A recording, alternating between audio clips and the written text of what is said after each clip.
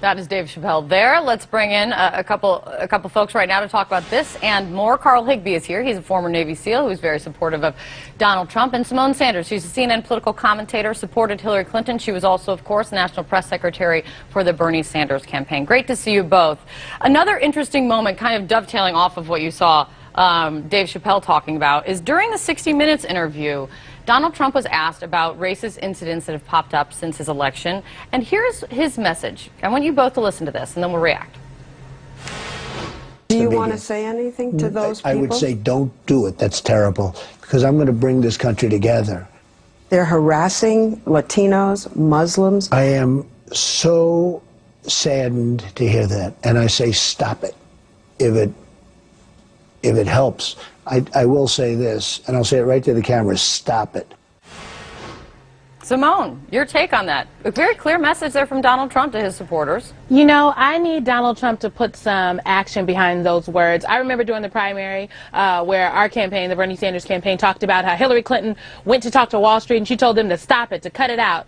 And that was not enough. It is not enough for Donald Trump to look at the camera on 60 Minutes and tell them stop it. He has a platform of Twitter that he uses to attack journalists and everybody else. How about he use that platform to talk directly to his supporters? I'd also like to note, Kate, that earlier in that 60 Minutes interview, he was also asked about hate crimes and the people protesting, and he suggested that these folks were professional protesters and said, well, I don't know if these hate crimes are happening. And then his son also jumped in and said, you know, I'm not sure if they're happening. So the audacity of privileged white people to sit on national television and question if hate crimes are happening, to just flippantly say, stop it, it's not okay, and not put any action behind those words is appalling to me, really, Kate. It's actually appalling. Carl, I know we had a technical glitch for a second, Carl, and I hope you heard most of this, but I want you to get your reaction to this. Well, you know, like I heard about the last 30 seconds of it, but I will say, look, Donald Trump did say, stop it. But I would say to the counter of that, where was Obama when people were smashing neighborhoods after all these riots? I mean, he didn't necessarily take a firm stance on getting people to stop. I think what happens is now is, look, people should not riot and cause violence on either side of the aisle regarding the issue. I think it's stupid for people to come out and say racist things and, you know, whatever power for Trump, but they shouldn't do it on either side. And I think there should be a real serious hatch down here of the law and just say, look, stop doing violence upon other people, stop doing violence upon neighborhoods. It doesn't. Hate crimes and I'm sorry, Kate. Hate crimes and protesting are not the same things. We cannot normalize this. Carl, a hate crime is a crime that is committed against somebody because of their religion, because of what they look like, because of their sexual orientation. That is not the same thing as protesting. I don't think Carl is disputing that, though. Well, he should make it very clear, because what I heard is both people on both sides should just cut it all out. And a hate crime is not the same thing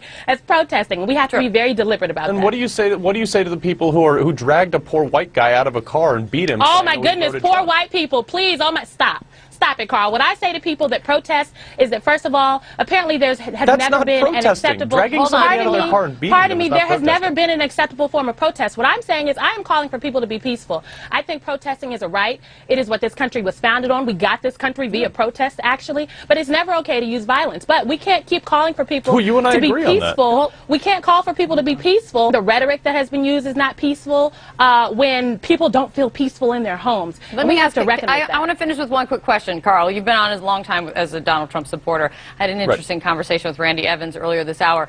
Do you see what you heard from Donald Trump on 60 Minutes? Do you see him softening or evolving on issues? Please give me a brief answer. No, and I'll go specifically into Obamacare. Look, you can't just dump a billion people or a million people off health insurance. I mean, you have to do this humanely because, look, ironically, Obamacare was designed to not be unimplemented. So you have to do it in a smart, intelligent way. You don't want to immediately kick 13 million people off their health insurance plans that lost it in the first place because of Obamacare. Now they would have nothing to go to. Okay. So we have to do it humanely. We have to do it intelligently. And it's going to be a trickle out. It's not going to happen overnight. And so he's not softening. He's just finding out the best way for the American public. That's an about-face of what he said on the campaign trail, by the way. Not really. But it's going to get repealed and it's going to get replaced. Governing is different than campaigning, and it seems that we're all looking at it. Depends on what lens you look at it through. Shocker. Great to see you both. Thank you very much for coming on. Appreciate it, guys.